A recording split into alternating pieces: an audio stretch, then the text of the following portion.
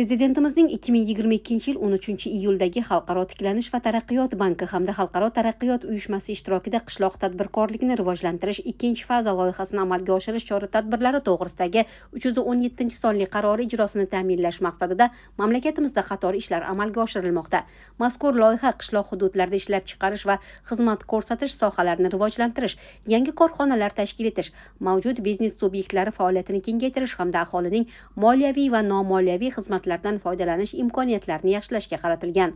Shuningdek, loyiha qishloq joylardagi yoshlar va xotin-qizlarni tadbirkorlikka keng jalb etish orqali ularning iqtisodiy faolligini oshirishda muhim ahamiyat kasb etmoqda. Shu munosabat bilan Kattaqo'rg'on tumanidagi Maroqand bazmgohida Jahon bankining qishloq tadbirkorligini rivojlantirish 2-faza loyihasi doirasida grant sertifikatlarini topshirish marosimi bo'lib o'tdi. Tadbirda Jahon bankining O'zbekistondagi vakolatxonasi loyihalar rahbari Dilshod Xidirov, Kattaqo'rg'on tumani hokimi Jamshid Nasriddinov, Alfa Line Incompass kompaniyasi rahbari Muhammadali Musadinov, loyiha koordinatorlari va menejerlari, O'zbekiston Respublikasi Kambag'allikni qisqartirish va bandlik vazirligi hamda hamkor tashkilotlar vakillari ishtirok etdi. Tadbir avvalida mehmonlar tumanda yetishtirilayotgan qishloq xo'jaligi mahsulotlari, quruq mevalar, ipak mahsulotlari va boshqa mahalliy ishlab chiqaruvchilar mahsulotlari ko'rgazmasi bilan tanishdilar. Tanlov komissiyasi qaroriga ko'ra, Kattaqo'rg'on tumanida faoliyat yuritayotgan 8 nafar tashabbuskor ayolning biznes rejalari ma'qullanib, umumiy qiymati 40 ming AQSh dollariga teng grant mablag'lari bilan qo'llab-quvvatlash uchun loyihani amalga oshirish guruhiga tavsiya etildi.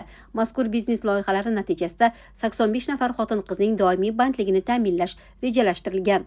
Tadbir doirasida mehmonlar Qirg'iz mahallasida faoliyat yuritayotgan tikuvchi Kibriyo Abdullayeva hamda Navbahor mahallasidagi tikuvchi Shohista To'xtayevaning ish faoliyati bilan ham yaqindan tanishdilar.